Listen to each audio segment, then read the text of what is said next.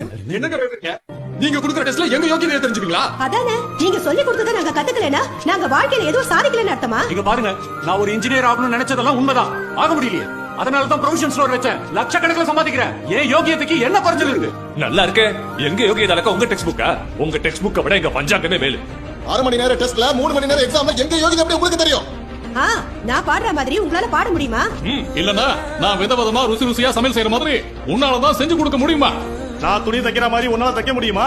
அதானே, பசங்க படிக்கணுங்கிற ஒரே காரணத்துக்காக இங்க வந்தா நீங்க எங்க தகுதியை முடிவு பண்ணுவீங்களா? இத பாருங்க, எங்க தகுதி திறமை என்னன்னு எங்களுக்கு தெரியும். அதுக்காக பரிச்சை வைக்கணுங்கிற அவசியம் இல்ல.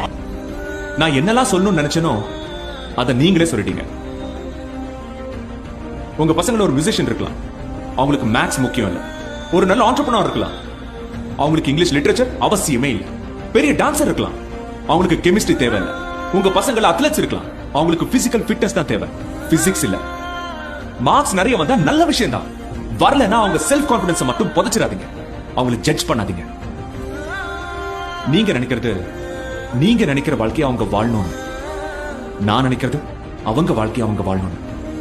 எக்ஸாம்ங்கிற பேர்ல அவங்க கனவை நீங்க கலைச்சிடாதீங்க. நீங்க உங்க பசங்க நல்லா பாடுவாங்க ஆடுவாங்கன்னு கோச்சிங் கொடுப்பீங்க, ஆனா 10th கிளாஸ் வந்ததும் எல்லாத்தையும் கட் பண்ணுவீங்க.